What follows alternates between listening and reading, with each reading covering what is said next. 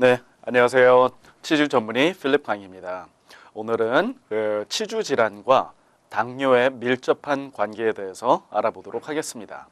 우선 치주 질환, 잇몸병, 풍치라고 잘 알려진 이 질환은 데이터를 통해서 연구 결과를 보면은 한국 성인 40세 이상의 한 80% 정도가 이 질환을 앓고 있다는 그런 데이터가 있습니다. 그래서 이제 나이를 좀 먹고 치아를 뽑아야 되는 그런 제일 큰 이유이기도 한데요.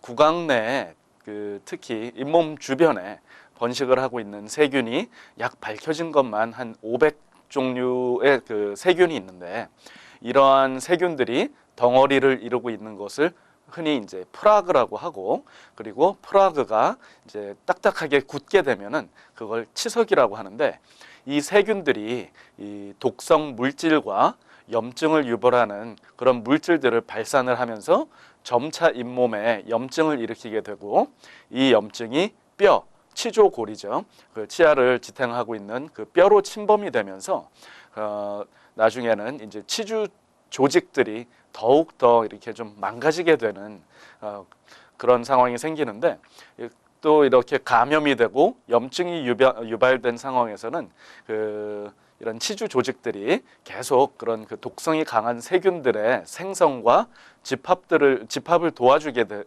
되면서 이렇게 계속 악순환이 일어나게 될 수밖에 없습니다. 그래서 결국엔 잇몸뼈가 녹아내리면서 치아가 흔들리거나 빠지게 되는 무섭고도 심각한 병이라고 할 수가 있습니다. 어떤 경우에는 잘못된 치과 치료가 오히려 치주염을 일으키는 경우도 있습니다. 흔히 이제 충치 치료 이후에 쓰이는 봉합 재료, 이런 필링 같은 거라고 하는데, 그런 필링이나 크라운 등이 잇몸 주위에 잘못 부착이 되어서 치주 조직을 파괴하는 경우가 빈번합니다. 좀 안타깝지만 시간과 돈을 들여서 이제 치료를 받았는데 얼마 되지 않아서 또 이런 재치료를 받아야 하는 그런 경우가 많아서 많은 환자분들께서 이제 전문의에게 불편을 호소하는 그런 경우가 자주 있습니다. 사람들은 아프지 않은 것은 병이 아니라고 생각하기 쉬운데, 치주염은 이처럼 누구나 생길 수 있는 질환임에도 불구하고 본인이 증상을 느끼지 못하는 경우가 대부분입니다. 병이 심각하게 진전이 되기 전까지는 별다른 증상이 없고 통증도 없고, 만약에 이제 증상이 심하게 나타나는 경우에는 이미 치료가 불가능하거나 치료 후에 결과가 좋지 않은 경우가 많습니다. 그렇다면 오늘의 주제인 당뇨병과 잇몸 질환의 그런 밀접한 관계가 어떤 것이 있는지 알아보도록 하겠는데요. 당뇨병은 그 자체보다는 당뇨로 인한 그런 치명적인 합병증 때문에 더 무서운 병으로 인식되고 있는데, 대표적인 당뇨 합병증으로는 망막증, 신장 문제, 신경장애, 그리고 각종 심장 질환, 그리고 혈관 장애를 들 수가 있는데, 이미 오래전에 미국 당뇨학회에서는 풍치를 당뇨의 6번째 합병증으로 정할 만큼 당뇨가 잇몸 질환 발생에 미치는 영향은 상당히 큽니다. 일반적으로 당뇨 환자가 정상인에 비해 치주 질환에 걸릴 확률이 한 3배 정도가 더 높고요. 그리고 혹시 흡연을 하시는 그런 당뇨병 환자라면은 위험성이 약 20배, 20배 정도가 더 높다는 그런 연구 결과가 나와 있습니다.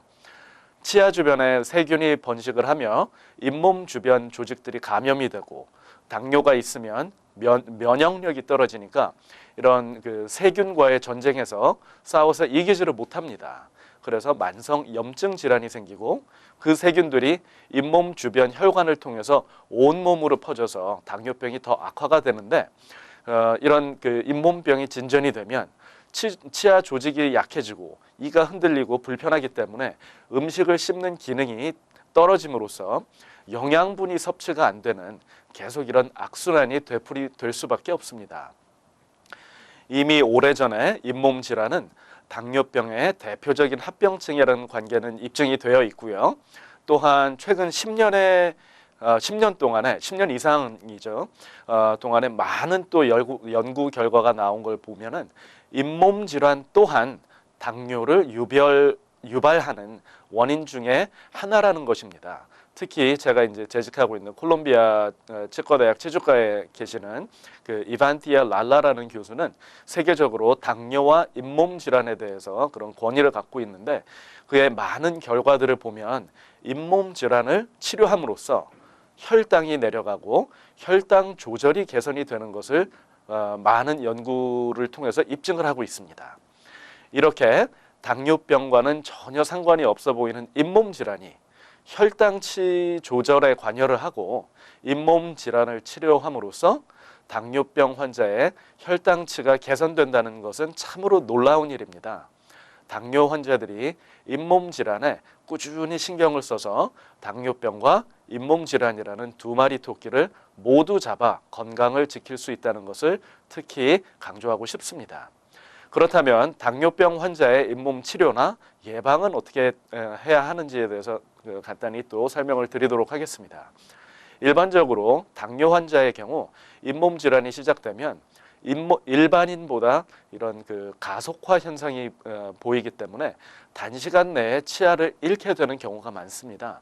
또한 당뇨 환자가 치아를 잃는다는 것은 식이요법이 필수적인 그런 당뇨 환자에게는 매우 치명적일 수밖에 없는데 지금 현재 당뇨를 앓고 있거나 초기 당뇨에 기미가 보이시는 분이 계신다면 평소에 특별한 신경을 써서 구강 관리를 해야 합니다. 당뇨병 환자는 그 타액량이 줄어들면서 이런 구강 건조증을 호소하는 경우가 많은데 입안이 좀 바싹바싹 마르는 듯하고 하기 때문에 입맛도 변하기 시작합니다.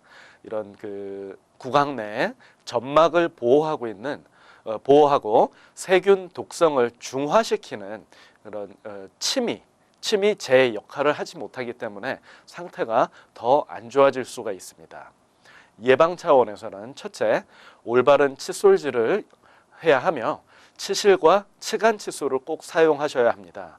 특히 치아와 치아 사이 그리고 치아와 잇몸 사이는 의식적으로 칫솔질을 하지 않으면 잘 닦이지 않기 때문에 칫솔질을 할 때에는 이가 아닌 치아와 잇몸 사이를 잘 닦아야 하는데 또한 치아 사이 간격이 좀 좁은 사람들은 치실, 덴털 플로스를 써야 하며 좀 그 치아 공간이 넓은 분들은 치간 칫솔을 사용해서 이런 이물질들을 제때 다 제거를 해줌으로써 예방을 할 수가 있습니다. 당뇨병 환자는 입이 건조해지기 때문에 충치와 그리고 구취, 입냄새가 잘 생기기 때문에 자주 물로 입을 헹구어 주는 것도 큰 도움이 될 것입니다.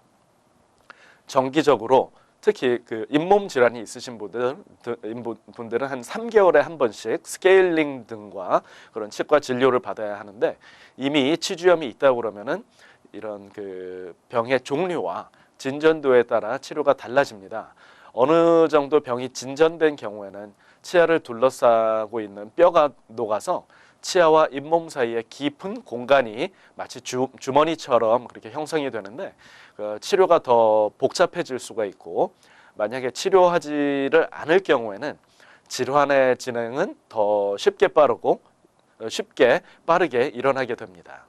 잇몸과 치아 사이에 형성된 공간이 있으면 그 속에 세균과 치석의 제거가 어렵기 때문인데 이미 많이 진행된 이런 잇몸병은 간단한 스케일링이나 약물로는 치료를 할 수가 없습니다. 안타깝게도 치아 주변에 그 뼈를 상실하게 하는 그런 주범인 세균들을 우선은 제거를 해야 되는데 그러기 위해서는 전문적인 치료가 필요합니다.